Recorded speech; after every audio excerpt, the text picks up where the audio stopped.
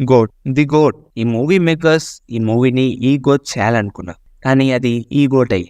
ఈ మూవీని వీళ్ళు ఆడియన్స్ పర్స్పెక్టివ్ లో ఎలా తీసారో క్లియర్ గా చెప్పాలంటే, దళపతి విజయ్ గారి ఫ్యాన్స్ ఈ మూవీని చూస్తుంటే ఒక గోట్ ఫీలింగ్ వచ్చేలాగానైతే చేశారు. కానీ న్యూట్రల్ ఆడియన్స్ ఈ మూవీ చూస్తుంటే ఈ గోట్ ఫీలింగ్ వచ్చేలాగానైతే చేశారు. ఆ ఫీల్ తోనే వదిలేకుండా వీళ్ళు న్యూట్రల్ ఆడియన్స్ ని ఈ గోట్ కూడా చేశారు. మన భాషలో చెప్పాలంటే క్లియర్ గా బక్రాని చేశారు. ముందే డిస్క్లైమర్ ఇచ్చుంటే బాగుండేది, ఈ మూవీ ప్యూర్ ఫ్యాన్స్ కోసమే. కానీ వీళ్ళు చెప్పారు ఈ మూవీ ఓన్లీ ఫ్యాన్స్ కోసమే. ఎందుకనేది మీరు ఈ వీడియో చివరిలో మీకు తెలిసిపోతుంది. ఇందులో మనకు కొన్ని ఆఫర్స్ కూడా ఉన్నాయి, మీకు క్లియర్ గా ఎక్స్ప్లెయిన్ చేస్తాను చూడండి. మీలో ఎవరైనా ఐపీఎల్ కి లేదా క్రికెట్ స్టేడియం కి వెళ్ళకపోతే మీకు ఒక గొప్ప శుభవార్త అండి.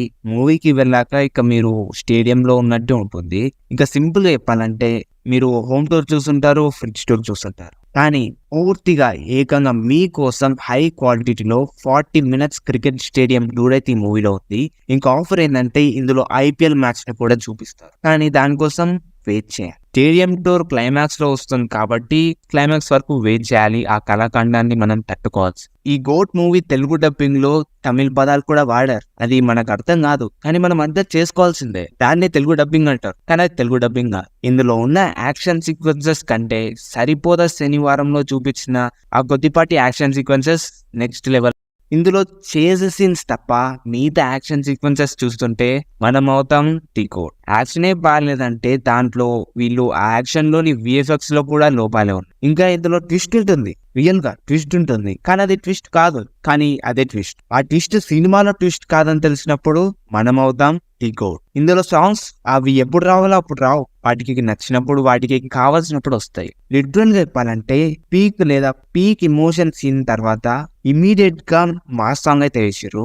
ఇలాంటి సాంగ్ ప్లేస్మెంట్ చూసిన తర్వాత మనం అవుతాం ది గోట్. విజయ్ గారిని డిఏజింగ్ లుక్ లోనైతే చూపించారు, కానీ టు బి వెరీ ఫ్రాంక్ అది కూడా వర్కౌట్ అయితే కాలేదు. ఓపెన్ గా క్లియర్ గా చెప్పాలంటే ఏజింగ్ టెక్నాలజీ లేకుండానే దళపతి విజయ్ గారికి కొంచెం పోట్రేసి కొంచెం ట్రెండీ యూత్ వేర్ లో చూపించిన యంగ్ లుక్ గానే కనపడతాడు. కానీ తెలిసిందే కదా వీళ్ళు మనని ది గోట్ చేయడానికి చాలా గట్టిగా ఫిక్స్ అయ్యారని. సో డిఏజింగ్ చూసాక అస్సానికి అయితే నేను టిక్కెట్లు అయితే బుక్ చేసిన.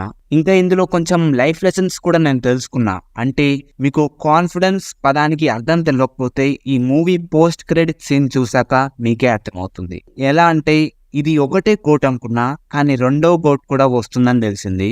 ఆ విషయం తెలిసినప్పుడు నాకైతే వారి కాన్ఫిడెన్స్ కి చాలా ఫ్యాన్ అయితే అయిపోయినా.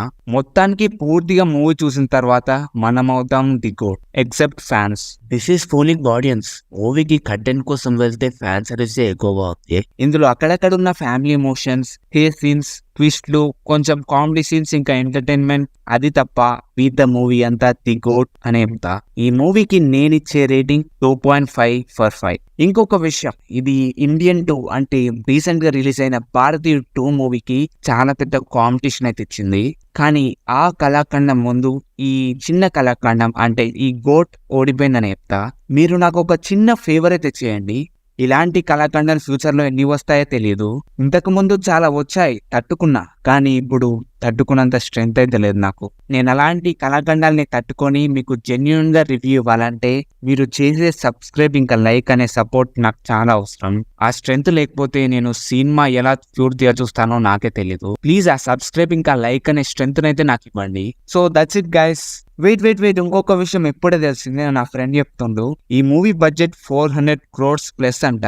అంటే ఎలా అయ్యింది 400 crores ప్లస్ అని నాకు ఇంతవరకు అర్థం అవ్వట్లేదు. ఈ బడ్జెట్ 400 crores ప్లస్ అని తెలుసుకున్న తర్వాత నేనయ్యాను ది గోట్.